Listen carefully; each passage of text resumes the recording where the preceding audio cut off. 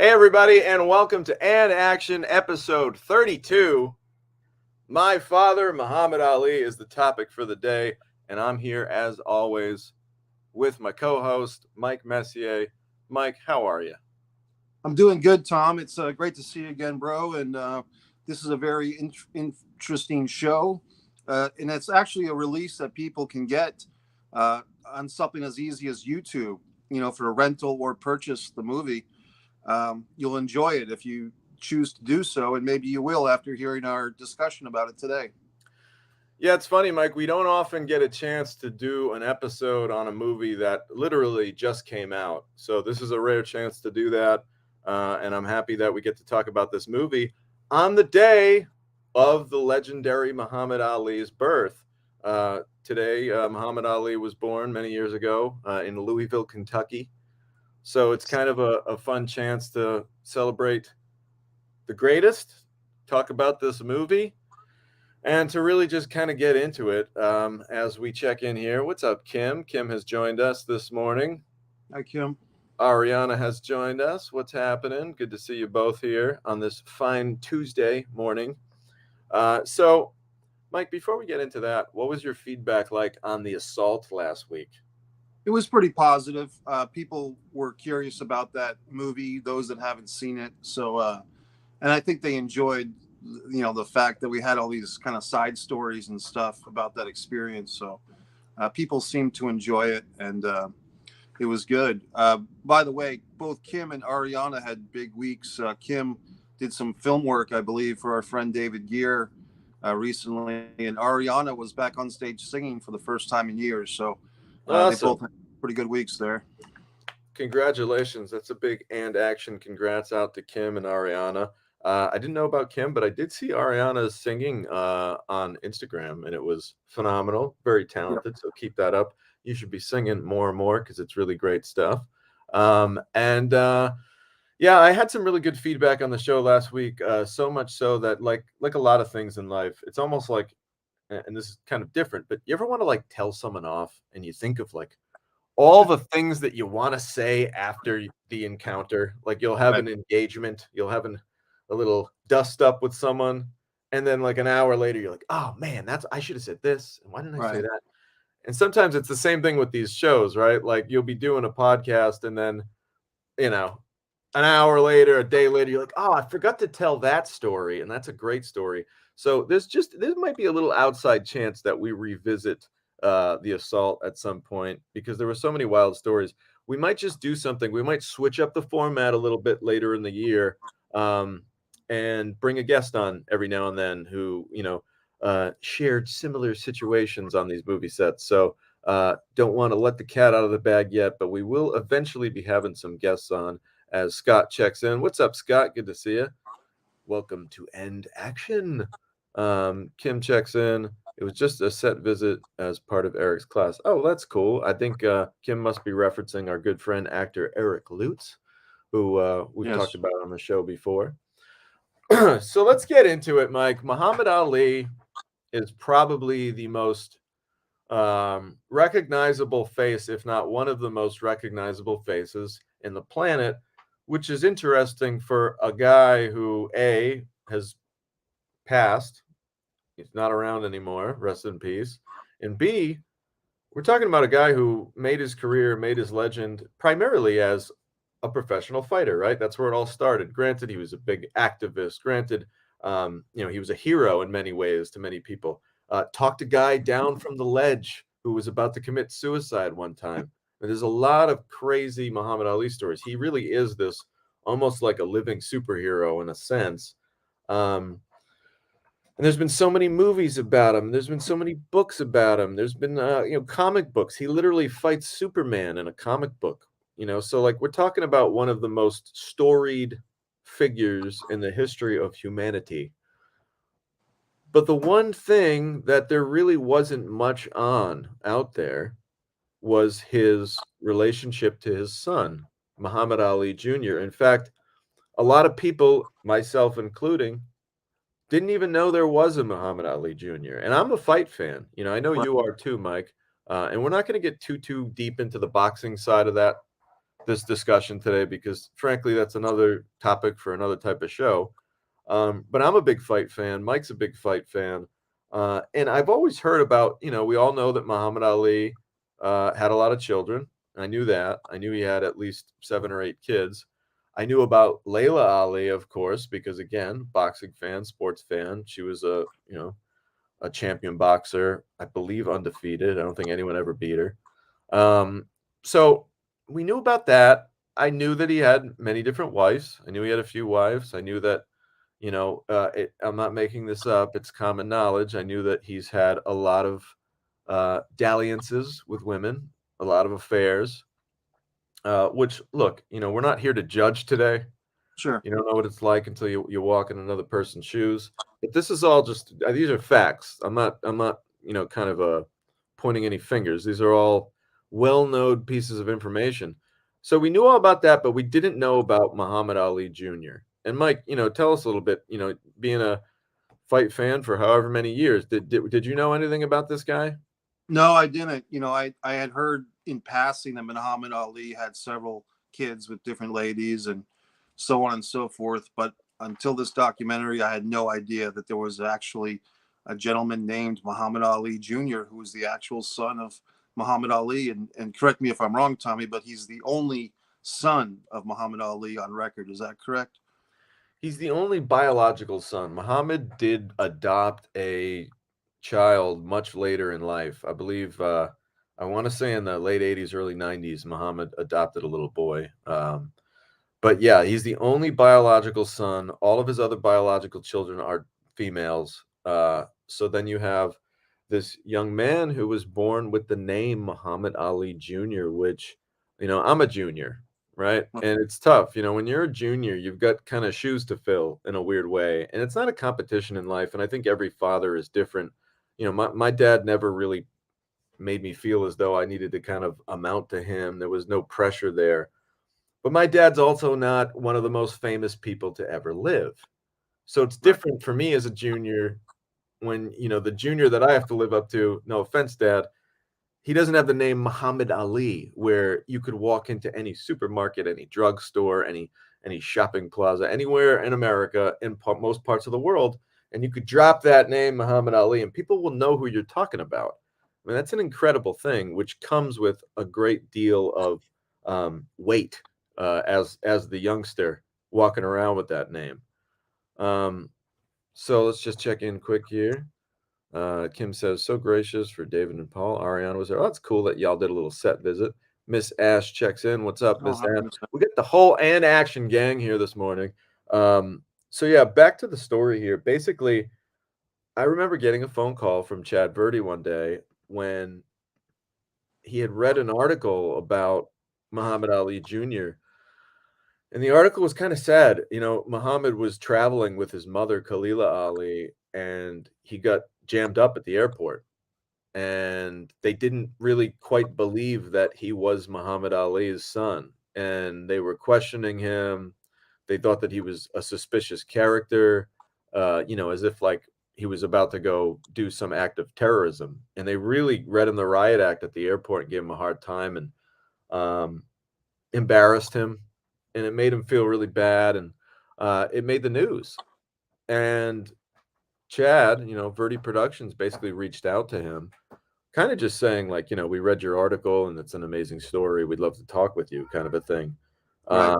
And sure enough, that conversation led to another conversation. And before you know it, documentary film starts being talked about, because let's also paint the picture better with a timeline.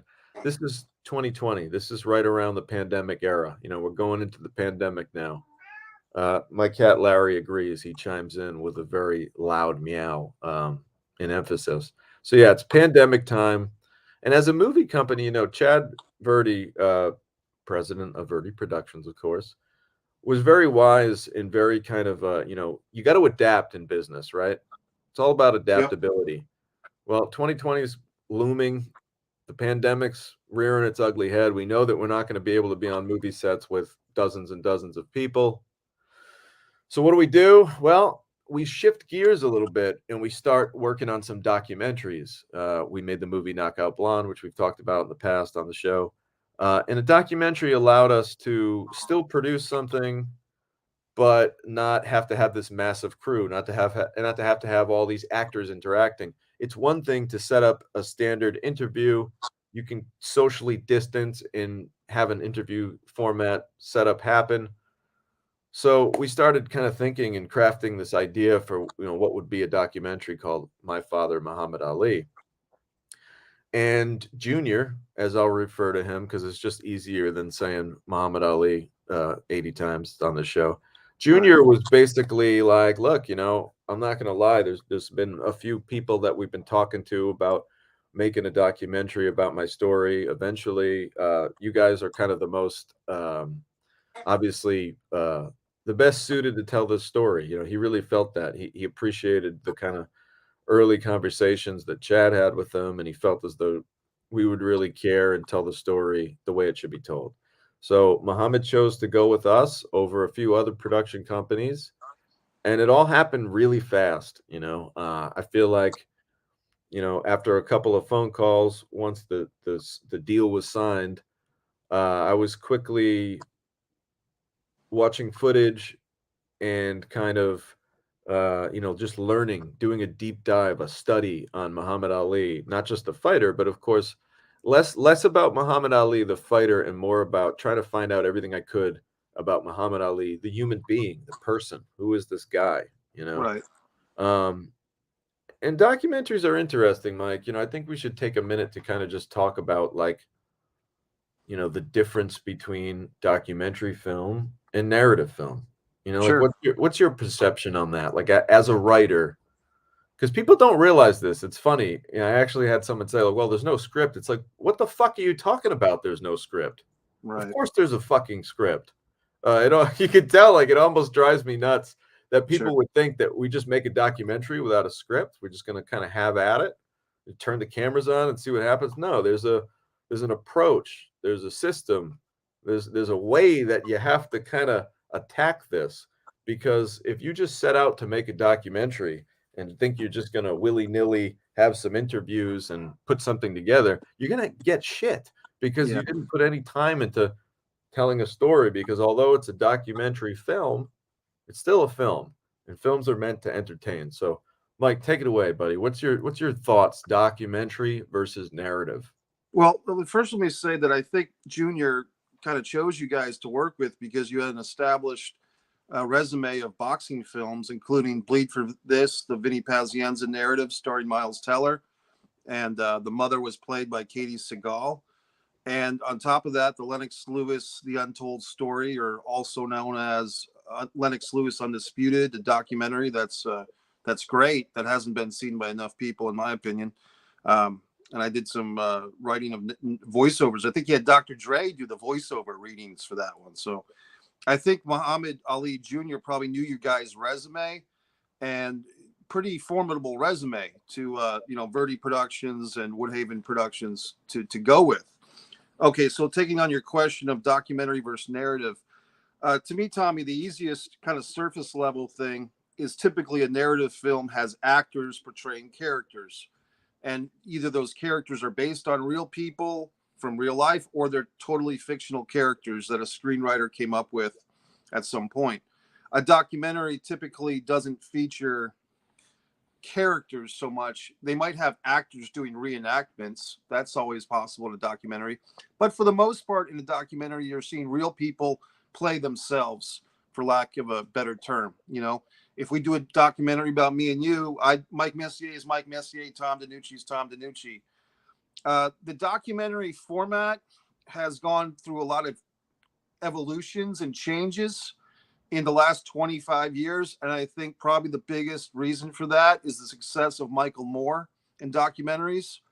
And some film purists argue that Michael Moore is not a true documentarian because he goes into a project with an agenda and with a narrative.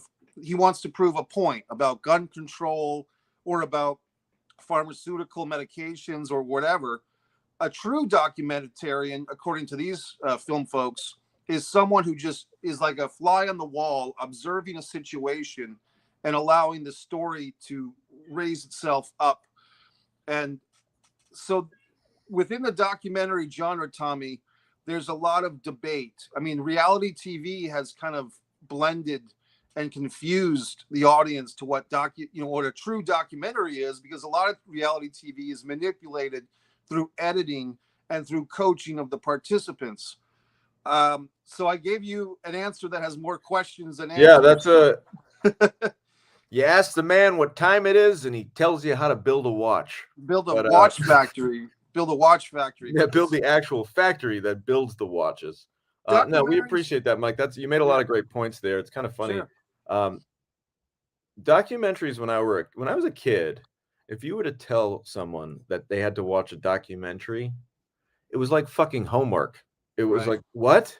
You want to watch a document? Like you think like National Geographic, like we're going to be learning about, some rare fucking plant or something, or some species of animals. You don't, that's when I grew up. That's what documentaries kind of were instilled in my mind. I was very wrong. They've evolved. And now documentaries are really like the bread and butter of how we watch entertainment. I mean, programs like Tiger King, or Joe Exotic, like all that bullshit is just on fire. People love to watch true stories that are wildly absurd. And I think that you're right, blending in the world of reality TV, that definitely was an ingredient, poking the situation a little bit where, I'm not going to talk about wrestling this show, I promise. But we're big fans of pro wrestling, Mike and I. And it's like a lot of the best pro wrestlers, well, they're being themselves. It's just their personality dialed up from like a 7 to a 12. But it's really them. And that's why they're so good, because it's them jacked up. Same thing on documentaries. A lot of times people can't help this. And I've seen it my whole career. And this is one of the downfalls. This is what good actors do. Good actors are kind of have a shield to this. But 99% of the people in this world, if you put a camera in front of them, one of two things are going to happen to the majority of the people. One type of person's going to get really like shelled up and shut in, and they're not going to really want to say much, and they get awkward, and they maybe can't even make eye contact. That's one type of person. Then there's this other type of person, frankly, not my favorite, where you put that camera in front of them and they go way bigger, and now they're acting, and everything they do is an act. And yeah, well, then I said to him, and he did this, and it's like, who is this human being? So it's really difficult to get the true essence of a person in a documentary. And a lot of that you need a great level of comfort with the subject matter, with the people in the documentary. As we'll check in right here. We got Charlie Short Films. Oh, it's so good to see you, my friend. Finally linked up. We got a little timing issues, right? A little bit of cross the ocean time connection happening there. So we appreciate you joining in. Is Charlie in England? I believe he's overseas, yes. And Jared Hartley, who I believe is this the Jared Hartley, production designer of the movie Infected? I hope it is, because if so, what's up, brother? Haven't seen you in a long time. Very talented cat. So yeah, we're what's up, man? It is Jared. Jared was the production designer of the movie Infected, which I believe we did a show on Infected. We did. Got to go back in the archives and check that out. Mike, what's going on over there? We're getting a rare view of the Mike studio. I'm plugging my phone in so I have a full charge. Okay, well, I'll distract everybody in the meantime. Exactly. And Charlie Short Films is from Holland, by the way. Nice. All right, good to have everyone here. Jared, what's up, brother? Good to see you. All right, so basically, we talked all about docs, what makes them different.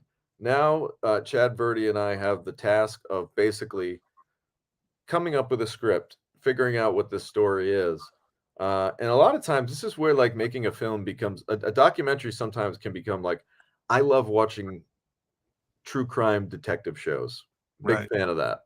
So when you're doing a documentary, you get to almost play detective a little bit, and you get to almost piece together the information to decide what the best A, telling of the story is, and B, what are the best visuals that already exist, right? A big part of documentary filmmaking is digging up moments from the past, whether it's TV clips, news clippings, old articles, clips from old movies. You know, it's easier to license things for a documentary if you're using it. There's even certain rules where it's like, well, no, I can legally use this because I'm using it as a reference.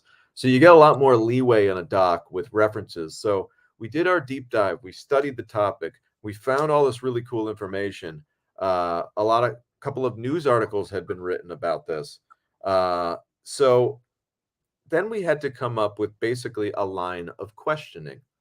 The idea was that we would interview Muhammad and just kind of ask him questions that we felt as though everybody would want to know. Simple questions like, how long did you live in the house with your dad? Like, at what point did you leave the Ali house? You know, tell us some stories what is something that nobody knows about Muhammad Ali that you can tell us? And there was a lot of great stuff. And, you know, fortunately for us and everybody who watches the movie, Muhammad Jr. is a very open book, and he's willing to share. And he was willing to really open up to us. I mean, you can imagine, I've been in interviews where you're trying to get the subject to open up and you ask him a question and all you're getting is one word responses, or you're getting one sentence back, and you're thinking in your head as a filmmaker, fuck, like, how am I gonna like cut this into a sound bite? Like, what am I gonna do? All they're doing is saying, nah, not really. Yeah, a little bit. Maybe one time. What am I gonna do with that? Muhammad was quite the opposite. He just gave it to us, you know. So these questions that we formed really helped to kind of like open up the entire conversational space Kind of where, reminds me of Coach Belichick with those one-word answers. yeah, I mean, imagine trying to do a documentary on Coach Bill Belichick. I mean, you wouldn't get a whole hell of a lot. And there will be, you know, that there will be a definitive Bill Belichick doc one of these days. But When yeah, he's retired. Yeah. you want your main character, you know, Mike had mentioned, all right, in a narrative film, you've got characters that are actors. Well, in a documentary, your characters are very much the people that your doc is about. So when I say character, I don't say that to say that Muhammad Jr. was acting, but he's our main character. Let's face it, he's our quarterback in this story. Um, so the questions opened up a lot of conversation. And, you know, listen, I'm not a therapist, and, you know, I shouldn't say this. This is just my opinion. But chances are a guy like Muhammad Jr. probably should be talking to a therapist. It would probably help him a lot. You know, that's probably something that we figured. He's probably never had like a one-on-one discussion with a mental health worker just to like sort his thoughts out. Right. Because, you know, if you've been there before, you know that that can be very helpful, especially when you've been through a lot of trauma. Um, and maybe I should back it up. Maybe I'm getting a little ahead of myself. Um, if you're just tuning in, you're just watching this now, and you don't know anything about Muhammad Ali Jr., it's a sad story, you know. And I'm not pointing the finger at Muhammad Sr. Uh, I don't know what it's like to be that wildly famous. I'm sure it's very difficult to pay attention to your family and to pay attention to this throne that you're sitting on. So I'm not here to judge, but the bottom line is Muhammad Ali Sr. just wasn't in the picture that much for Junior. And that's a really difficult thing for any child. I mean, I'm not coming up with anything new here. I mean, I think we all know that children need their fathers, or at least a father figure or some kind of parental unit to guide them. Right. And Muhammad didn't really have that. So by the age of about 5, 6 years old, Muhammad Jr., for the most part, was living with his grandparents and was not in the Ali household, and would only visit on occasion, and at times was only maybe an hour, hour and a half away from his dad. Muhammad was in Flossmoor, Illinois, and his dad was in Bridgman, Michigan, which was about an hour and a half away. And it wasn't like I go see my dad every weekend kind of a thing. No, it Right. was like I go see my dad every few months kind of a thing. Yeah. And I'm not talking about a child in their 20s and 30s. I'm talking about a middle school kid, a teenage kid, just being that close in proximity with their child, but not being able to really see them. Like, I'm getting some kind of crazy crackly audio. talking I don't know too, what's buddy. going on with you. I'm not sure if it's on my end. We've experienced this in previous week. Yeah, muting it seems to have stopped the crackle. Anyway. Well, let me just say, you know, imagine watching television and seeing your father on, Wide World of Sports with Howard Cosell, or fighting George Foreman, or fighting Joe Frazier, or fighting Ken Norton, and all this attention and lavishness around your dad and his staying out of the Vietnam War and all these major things that you're watching on television. Yet this guy is your dad, your father. And it kind of, in Junior's perspective, it might have felt like his father didn't have time for him, or didn't want to make the time or make the effort. And that feeling of rejection is profound. There's people that have got daddy issues or daddy complex, whatever you want to call it, if their father didn't spend a lot of time with them. That's just a lot of people in general. But imagine if your father is literally one of the most famous people on the earth, and he's got all this time for Howard Cosell and all this time to throw punches with Smoking Joe, but he doesn't have time for you as his son. So that's a tough burden to carry for anybody. It really is. As Anna checks in, what's up, Anna? Good to have you with us this week. Yeah, it's one of those things where one of the sadder kind of things while I was talking to Junior and we were interviewing him is at no point does he ever say, "Yeah, man, I wish he was there a little bit more." Yeah, I really do. He never blames his father. And I think that that is such a statement and testament to the unconditional love one has for their father.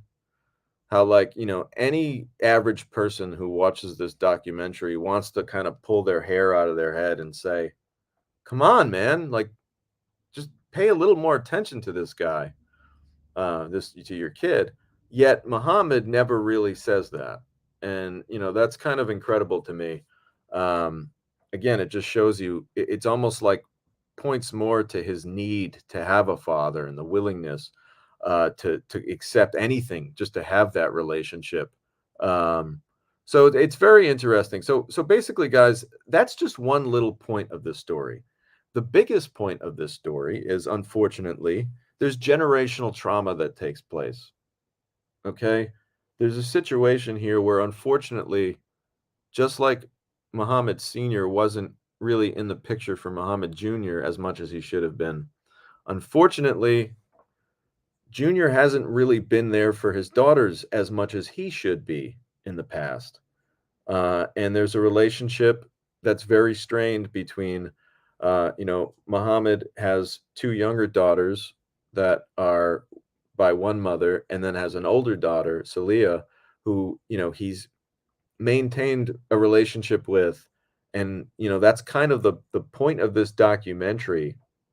It's really a road trip movie where Muhammad, with his best friend Richard, decide to get in the car and travel from Florida, where they live, all the way to Illinois to encounter his daughters for the first time in 4 years.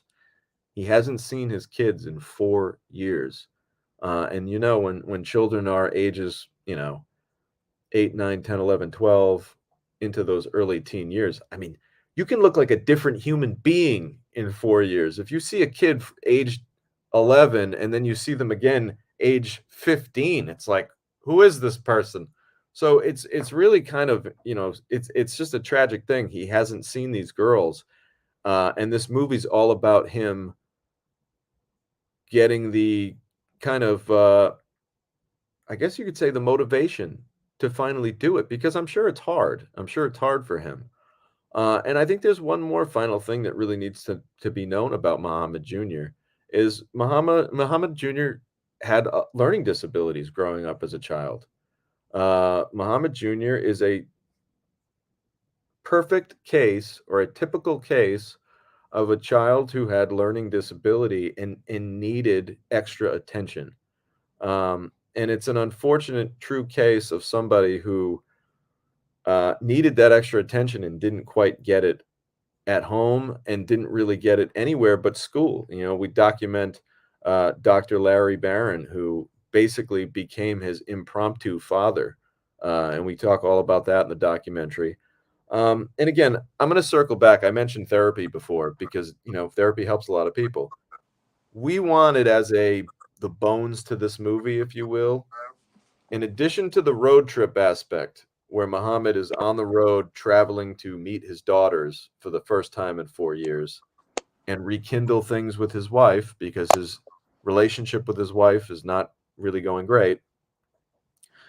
In the process of doing that, we wanted to cut back and forth to these great interviews and this impromptu therapy session with Dr. Monica O'Neill. Dr. Monica O'Neill is a Harvard educated psychiatrist. We discovered her through Boston Casting because she's done some other, on camera work as a mental health professional. And we sat down with her, and the idea was basically to allow the audience to be a fly on the wall for what would be basically a therapy session. What are the kind of questions that you would ask someone in this situation? And I may have buried the lead here, and if I did, I'm sorry. There's just so much to talk about. But another big problem that Muhammad has or had or battles to this day is he's a recovering drug addict. He's struggled with addiction.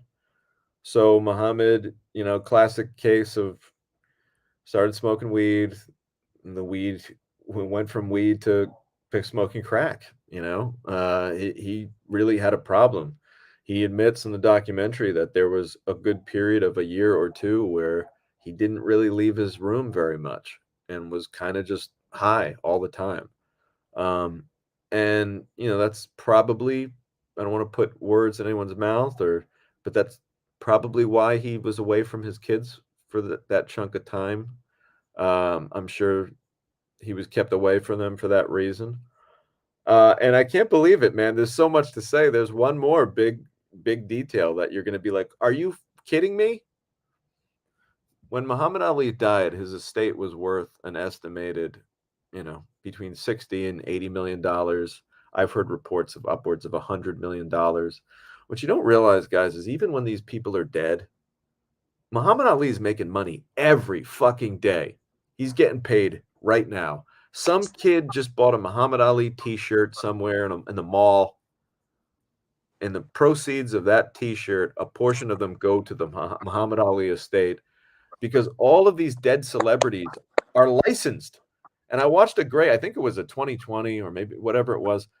There are like famous people that, oh yeah, I own the licensing rights to Elvis Presley, James Dean, Marilyn Monroe, Humphrey Bogart. Every time you see these people on a poster or on a t-shirt, you go to the gift shop at some fucking Hollywood museum. Spencer's Gifts, whatever. Spencer's Gift. They're making money.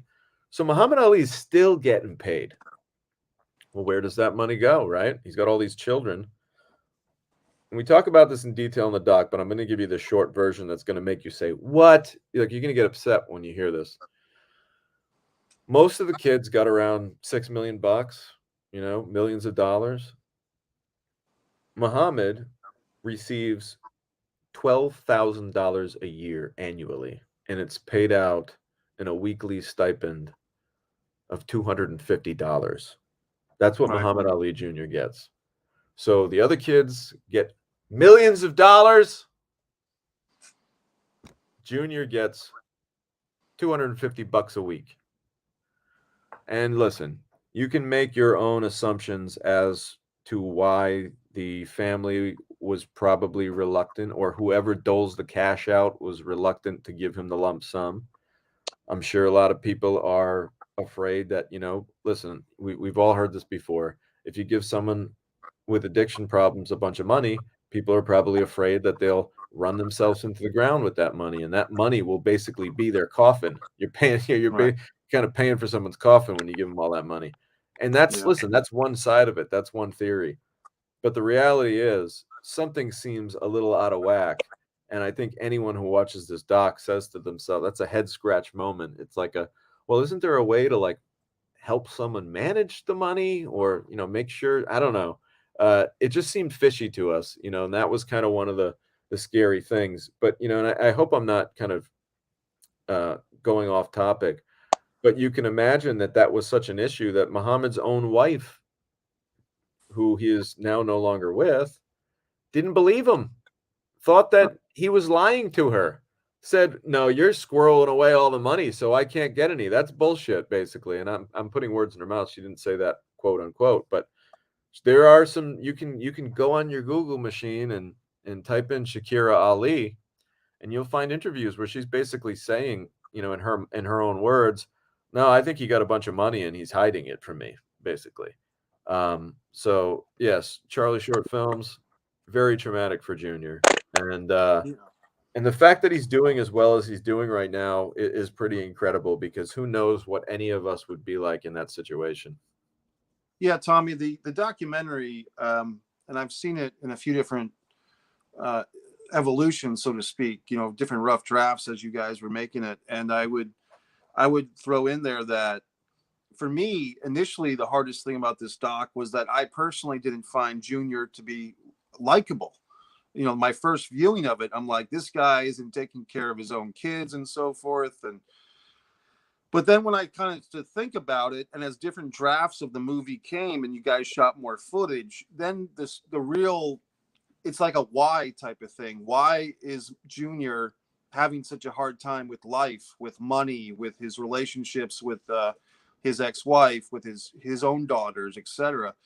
And in a very subtle way, without you guys taking a hammer and smashing it into my brain, or any viewer's brain, it becomes apparent that it's like the dynamic of cats in the cradle from father to son.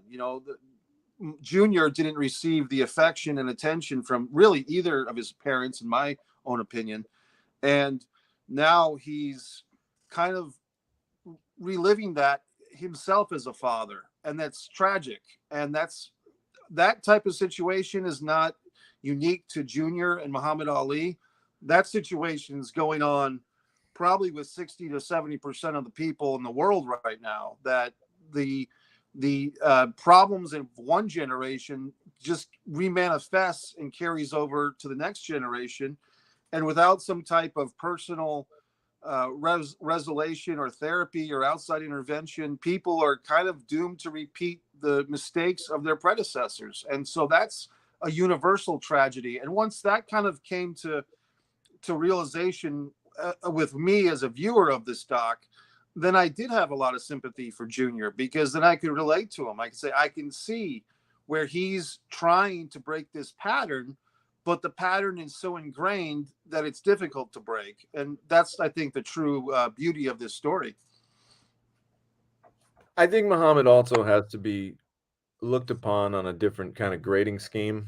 Again, we're talking about a person who has some learning disabilities and challenges that you hate to use the word normal folk, but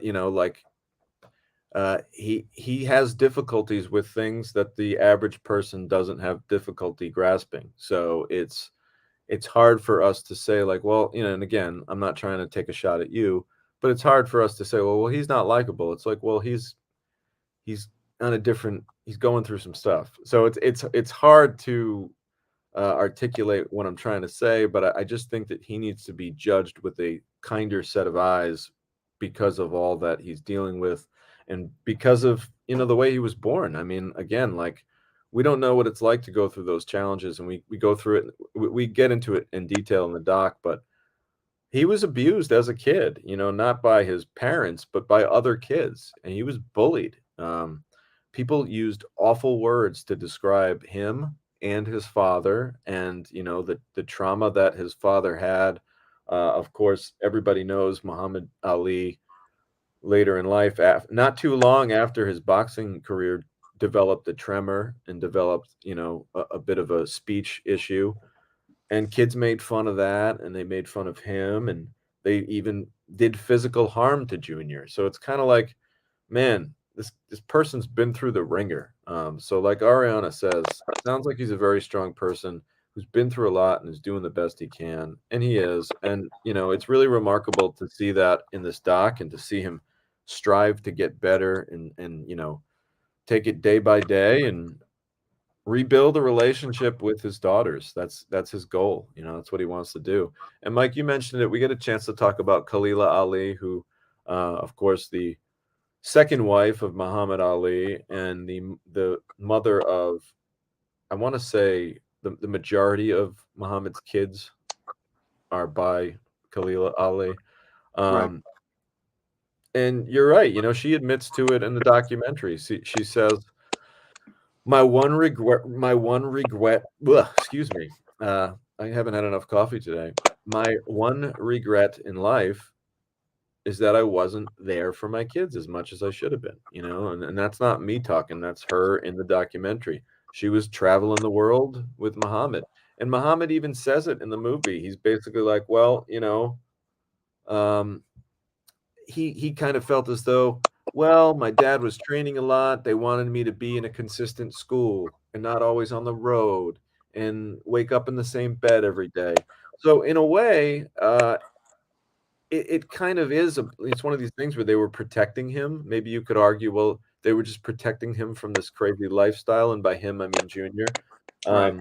But let's face it, I think we all know, and I'm not a mental health worker by a long shot, but you don't have to be a genius to know that every child needs their parents. And if they're not near their parents, grandma and grandpa are great, but they're not going to provide the same affection as a parent. And I know that there are obviously situations where some kids don't have their real parents and grandma and grandpa are just great. But I'm saying if the parents are there, and we're talking about millionaires that have the means to do whatever the fuck they want, whenever the fuck they want, yet they still choose to kind of push the kid to the side, that's difficult.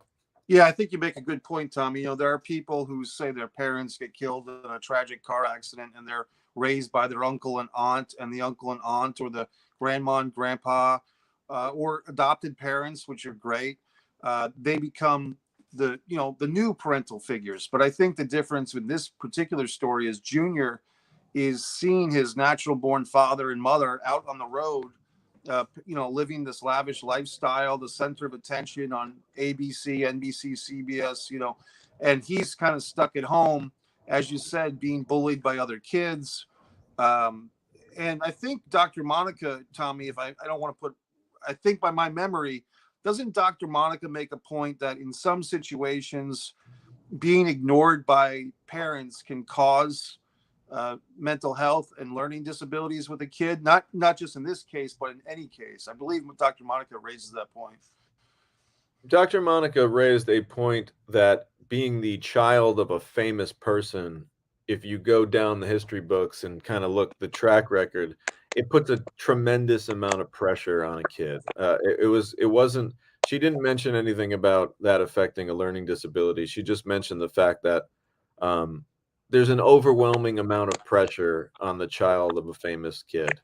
Um, but you know, I'm sure those topics kind of go hand in hand, and neither one of us know enough to really dive into that. But yeah, it's a very emotional story, and like Charlie's short film says, heavy story of the life of Junior. It's all about love, I think, and it really is. You know, it's funny. The one consistent thing that everybody says about Junior in all the interviews, his uncle Rockman, his impromptu dad, Dr. Larry Barron, um, Richard, his best friend. Everybody says that Muhammad just radiates love. He has a love for people that can kind of light up a room. Little things like he learned to make these paper roses. And I've seen this. I've seen him be in a restaurant and the waitress is kind of, waiting on 10 different tables and moving around and she's busy and, not giving attitude, but she's just in the zone. And Muhammad will take the menu or the placemat and fold it up and make this little origami rose, which he does so artfully. And the waitress will come by and she'll be in her mood, whatever. You guys want anything? And Muhammad will just say, "Here, I just wanted to give you this. Everything was so great. Thank you so much." And the waitress will look at the rose and say, "Oh my God, is this the menu? That's the sweetest thing I've ever seen. Thank." And suddenly, this waitress who was having a tough day has a little smile on her face. She's interacting with Muhammad, and he's got this charm and this charisma that I think probably does innately come from his dad. You know, I'm kind of getting chills thinking about it because everyone knows his dad was this famous mouthpiece that everybody loved and, you know, just blew up the room, lit up the room. Junior kind of has some of those qualities in his own right. He radiates love and acceptance to kind of whoever he encounters. I've seen him have conversations with people from every end of the spectrum, and he kind of just has this charisma about him. And that's what I saw when I made the film, and that's what I tried to capture. And you know, this was my first movie with Chad Verde. I've made probably a dozen movies with Chad Verde as me, the director, him, the producer. This is the first time we ever teamed up to co-direct a movie because Chad is such a devout boxing fan. You know, loves boxing, loves Muhammad Ali, and you know, a story like this is just something that, like, he's like, oh man, would love to get involved in the actual direction of this, and it was kind of fun for us to do that. So, like, right away, we were like, okay, we got to find a way to embody this charisma and this overall. It's kind of funny because you said you didn't find him likable, but for me, it The was first like, time I watched it, I got to did- find the likability for him. But right. yeah, I agree, Mike. Again, I'm not trying to throw you under the bus. I know that was an early cut, and we have fine-tuned it since. But yeah, the big thing was just like, how do we make this guy just incredibly likable? Well, you just got to show him in certain settings with the right people where he's just being himself. And part of that was getting him to get used to the camera. There's actually a couple of scenes where, believe it or not, and this is what I love about documentary film versus narrative film. I filmed quite a few of the shots that made the final cut of this movie right on my phone. That's no bullshit. Just shooting video on my phone because I found that, like, when you took the whole camera rig out and you had all the lighting and everything going, Muhammad might have gotten a little stagey, a little produced. He made it come off as a little more produced. When I was just filming him on my phone, I could kind of see the natural Muhammad come out a lot more. And it's almost like he forgot that the camera was even there because he didn't see a camera. Because I'm just like literally like holding my phone down low and Right. just like capturing him in all his glory. So there's a tip for some future documentarians out there. A great way to really show the character is to maybe trick them into thinking that they're not being filmed. And I'm not saying trick them in a deceiving manner. You're not trying to get them to say some dumb shit so you can make them look like an asshole. I mean, trick them so that they aren't so guarded with their responses. There is a psychology to that, Tommy. The bigger cameras that people use for film, for the regular person, they see a huge camera and they feel like they have to perform to kind of warrant being on that big camera, image. And when you have like just a regular smartphone of any kind, people tend to relax a little bit more because then they just feel like they're having their picture taken by a friend or something. So I can see that. Definitely. Yeah, we're so used to, like, who hasn't had a phone in their face, their buddy making an Instagram video, drop something down on your story, some kind of fucking TikTok, whatever it may be. We're used to that. But the big cameras and the lights, it gets people nervous. So, little tip there. And here's the great thing about documentary film. You're held on a lower standard in terms of production value. Like, people don't expect a documentary to always have the beautiful cinematography. It's okay for it to be a little down and dirty. And that was part of our approach with this film. We wanted this movie to be kind of raw and organic and kind of be, in a sense, like you're just a fly on the wall in Muhammad's life. None of this fancy lighting, not a lot of crazy camera moves. We're just like in it, handheld with Muhammad and Richard on this mission. So I think that was definitely part of the narrative. You'll also notice that this film has a lot of artwork in it. And it's one of those things where we wanted to have news footage to support our stories. We wanted to have photos to support our stories. But there were some things that we just couldn't illustrate. And Mike, do you mind muting your phone? I still hear that crackle. it's one of those things where we couldn't really illustrate it without actually illustrating it, because these are childhood memories that Muhammad had. So Fred Sullivan came in. We've mentioned him on the show before. Great actor, also talented artist. He came in and we watched the movie, and Fred and I basically picked out like a dozen or so moments where we were like, oh, this could use an illustration. And kind of part of the idea was we wanted these illustrations to almost be the childhood memories of Muhammad, almost like if you asked a 12-year-old or a teenager, hey, draw a picture of this memory. And granted, it's a teenager who can draw, but they're not like perfect images. These aren't Norman Rockwell paintings. These aren't photo, there's no photorealism to this artwork. It's designed to be almost like a child's depiction of something that happened. And I think that adds a creative element to it, Tommy. And to your credit and Chad's credit, when you're making this particular doc, because of the pandemic and all the considerations, some of the storytelling techniques, the animations, the drawings, that, like you said, they kind of feel like they're from the point of view of a young junior. They help tell the story because there is no footage of Muhammad and his son in those exact situations from 40, 50 years ago. And with Dr. Monica, I thought that storytelling technique, I thought was very successful. She's a very good on-camera personality. She's got a great look for the camera. She's very well-spoken. She's very caring. And kind of seeing her, I don't want to say break down Junior, but kind of get inside Junior in a way that maybe another interviewer couldn't. I mean, she really got a different side of the story from him. And I think that other character in this movie that we kind of ignored a little bit so far today is his name is Richard, right? His Junior's best friend. And to me, that's always an interesting side story. It's like, what is Richard doing in this world? And what's this guy up to? And I do kind of like the mystery and the intrigue that is Richard the Buddy. Yeah, I'll talk on that for a minute.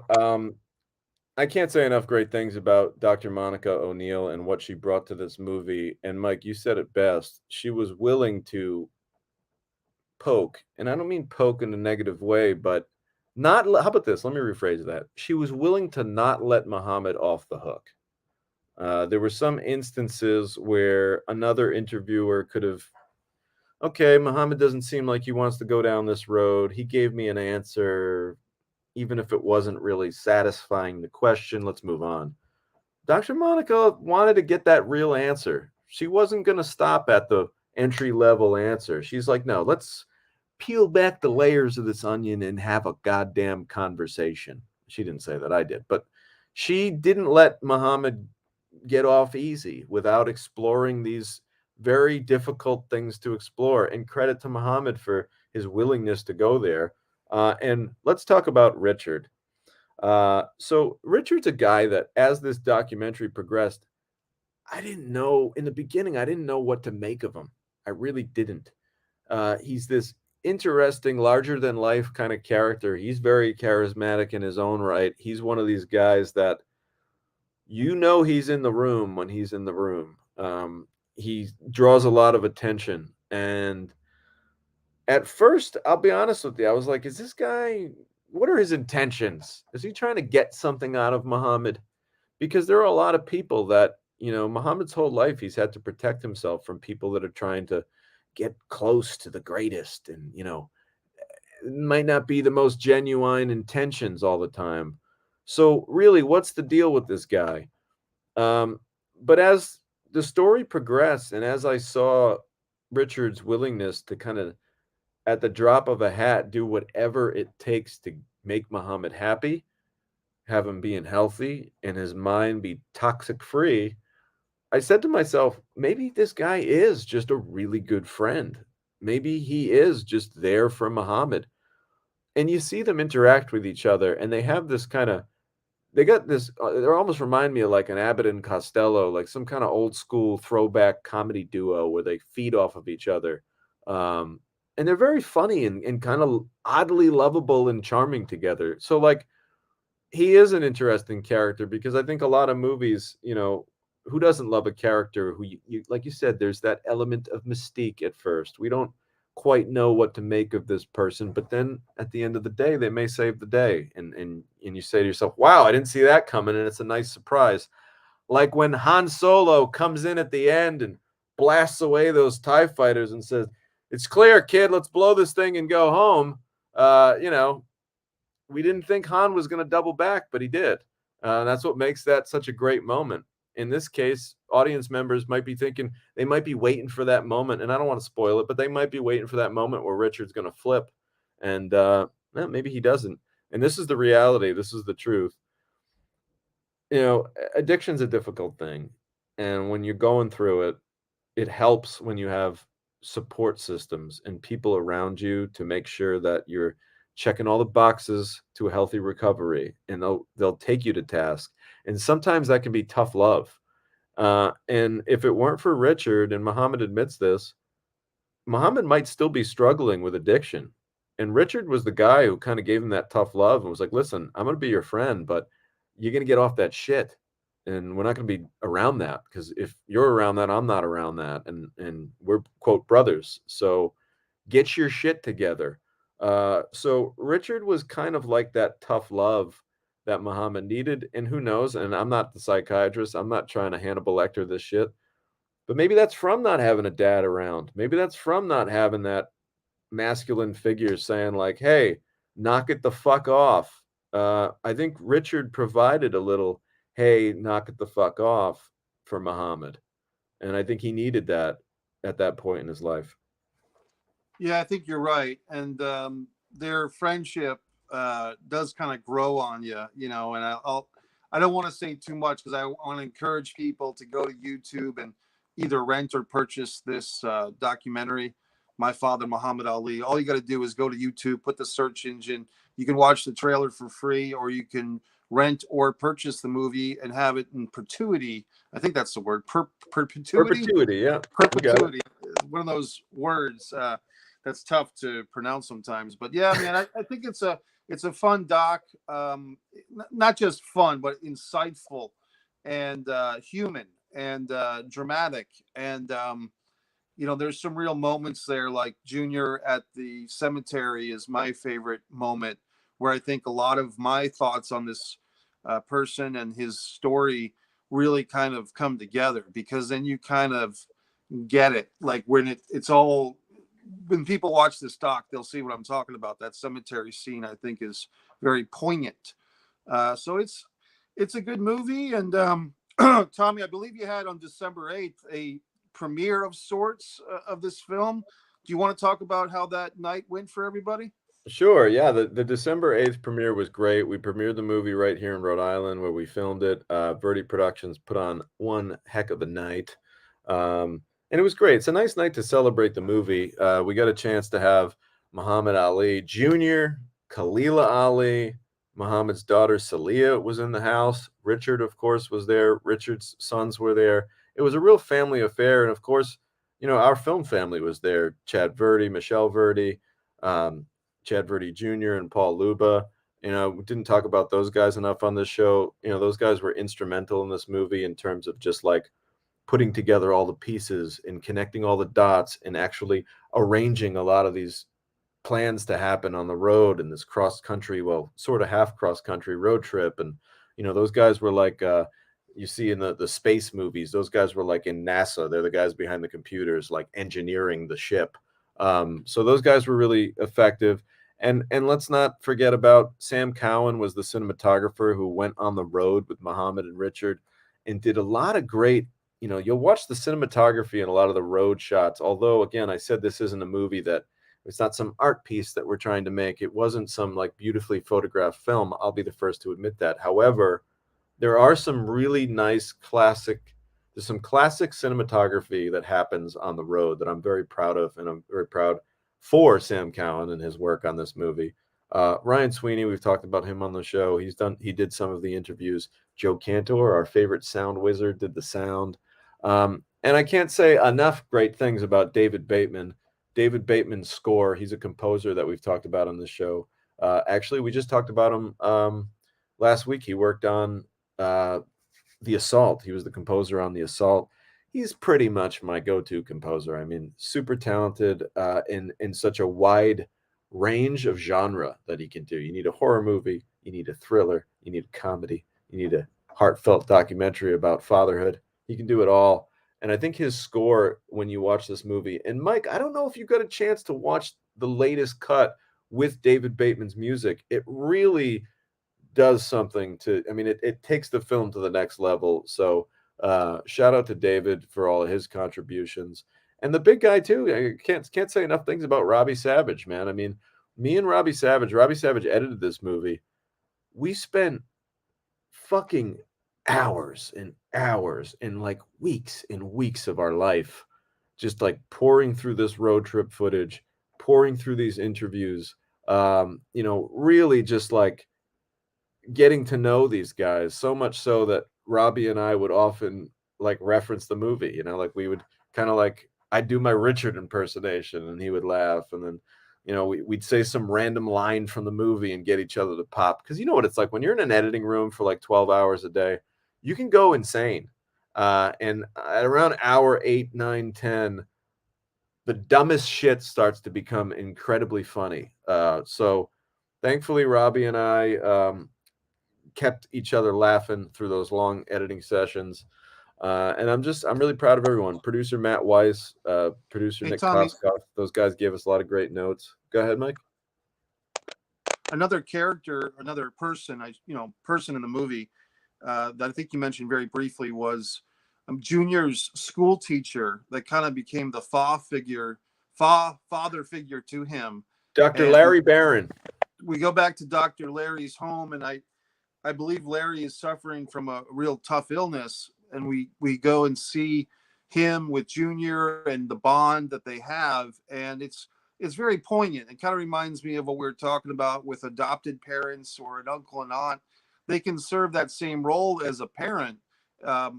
It's never quite the same, I guess, but in this situation, you do see that bond between teacher and student that's almost like father and son, to the point where Dr. Larry requests Junior to be, I believe, a pallbearer at his eventual funeral. Very dramatic, very powerful, very human. But I did want to send a shout out to that character, that person, because he seems like a great teacher and a great individual. Dr. Larry Barron really was. Shout out to him. No want to give a spoiler, but rest in peace. He did finally pass away. But yeah, Dr. Larry in that scene just shows you how much Muhammad just needed a target for his love and affection. Muhammad had that inside of him. He had all that love to give. He just didn't have anywhere to give it. He didn't have anyone to hand him responsibility. He didn't have anyone to look at him and say, hey, I need you to do this, Muhammad. Can you do this for me? Yes. Okay, good. Learning responsibility, making himself feel like he can accomplish things. I mean, these are all things that a father does, that he just didn't have. So to me, that scene shows that, again, this is just my opinion, but maybe, Junior is not the broken one here. Junior has the ability to love, to give, and to receive love from somebody. He just needed that somebody and didn't quite get it. So yeah, really, I appreciate everybody kind of watching along here. Yes, please do check that one out, Ariana. I think you like this one. There's a lot of heart in this story. Charlie Short Film says it's even a trick with actors to let them feel at ease. Oh yes, Charlie. I've been on both sides of that, both as an actor and a filmmaker, where you don't even know. Sometimes some directors will. It's called the head of the take. You just roll the camera, and before they even say action, and I've done this while I'm editing. An actor might just like move their hair behind their ear or move in a certain way or stare out the window for a second right before action's called, and you say to yourself, shit, that's like the best reaction I've gotten all day. I'm going to use that. So little tip for filmmakers out there. Sometimes make sure they're not doing anything appropriate or anything that'll get them canceled. But sometimes it's okay to let those cameras roll and don't tell the actor on their mark. and just see what happens for a little bit. And then you have the first, then you have the first true action, and then they get into it. But you never know what you might get right before action is even called. So roll them cameras. It really is precious to have a great team, and we certainly had that. Let's wind it down. Let me tell you where you can find My Father, Muhammad Ali, if you're out there looking for it. It's out there right now on Apple TV. I'm sure you can punch it in your iTunes. It'll be there. It's out there on Vudu, Google Play. Mike had mentioned YouTube. You can check it out on YouTube. I think it's $3 for a rental. And it will be on Amazon Prime. We had a little bit of a shuffling of the deck situation with Amazon Prime. However, it will be, in fact, out in the next, we're told, a few weeks. So if you want to wait for Amazon Prime, go ahead. But I say, don't wait around. Go watch that movie tonight, this weekend, whatever it is. There's plenty of platforms that it's available. And like Mike said, you can watch the trailer. And there are even, if you go deep into the Google search, there are a couple of select scenes that have been chosen to kind of get people excited. So you can even watch a couple of full-on scenes from the movie if you dare to. So we're excited about that. And I can't wait to hear your feedback. So feel free to, if you watch the movie and you got something to say about it, drop down a comment. Go back into this show, drop down a comment. We'll talk about it next week on the show. I grew so curious. We'll do. Oh, thank you very much. We appreciate that. I would love to hear your feedback on the film. And yeah, next week, guys, I may just be in Los Angeles. I don't know for sure yet, but y'all know about my movie, The Collective. I will say this. Little late in the show announcement. We announced last week that Mercedes is in fact in The Collective. So I know there are a lot of Mercedes fans out there that have been kind of watching this show, and they've been saying to themselves, hey, don't you have someone else to announce in your movie? Well, yes, the secret is in fact out. Former WWE superstar Mercedes getting it done in The Collective. I think her handle now, I believe, is Mercedes Monet. And for those that don't quite understand, formerly known as Sasha Banks in the WWE. Yes, that's right. Mercedes Monet, and her official name, her actual name is Varnado, Mercedes Varnado, but she's going as Mercedes Monet now. She just wrestled a massive event in Japan, right? And just we're really excited to be working with her. She was such a talented wrestler in the ring, and now people get to see what she's capable of outside of the ring on a movie set. We've already seen flashes of brilliance on Mandalorian, which is one of my favorite shows. So I can't wait to talk more about what it was like working with Mercedes. We're going to get into all that and more and do a whole deep dive on The Collective later on in the year. But in the meantime, I just wanted to let everyone know that the cat is out of the bag and Mercedes Monet is in The Collective. So yeah, look out for that one. And so that brings me to my next point. Next week, I might be in Los Angeles editing The Collective. We're going to try to do a show. If I am, even still, I'll try to get something going. But if not, I might have to see y'all next week after that. But I'll keep everybody posted. I still want to maybe do a show. It would be fun to just do I think our topic would just be Tommy's in LA, and just kind of talk LA. I love LA, and I haven't had a chance to be out there since pre-pandemic.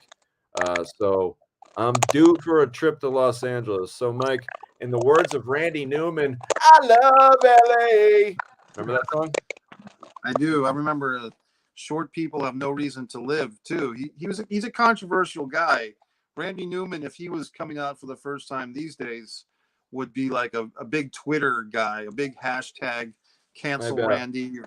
I stand by the I just wanted to quote the goddamn song "I Love LA," Mike. I never sing on the show. I wanted to get out one "I love LA," and you had to ruin it for me. I didn't ruin it. I embellished it. Well, in any case, Mike, I think we're going to do that next week. I think I'm going to check in. Well, if I'm on the road, we'll do a little road edition of And Action. Sounds good. Well, Tommy, thanks. This has been a great show for people. Once again, check out my father, Muhammad Ali. My website remains MikeMessier.com. Subscribe to Mike Messier YouTube channel is the name of my YouTube channel. And Tommy's got Tom DiNucci YouTube channel where you should be watching this show right now. You can also subscribe to Tommy's channel and hit those bell notifications. That does help a lot. One thing, Tommy, a little trick with YouTube is sometimes people, every once in a while, unbell notify yourself and then rebell it, because sometimes you need to kind of boost your notifications. Yes. So just for a little hint for YouTube users, that helps us out when your bell notification is kind of like, it's like rebooting your modem for your computer. Just unsubscribe and then resubscribe, unnotify with bell and then re-notify with bell. And that way, you know when we'll be here for you. Little crazy internet voodoo from Mike, but we appreciate that because, guys, we depend on y'all to get new eyes onto the show. We love doing the show. It's a lot of fun. I have a blast. This is my weekly therapy session. I love sharing it with you. It would mean the world to me if you could share this out to some people who might be interested in it. Doesn't have to be a big thing. If you haven't already, subscribe. Really appreciate it. And we will see you next week on episode 33, triple of And Action Filmmaking Podcast. Bye, everybody. Happy birthday, Muhammad Ali.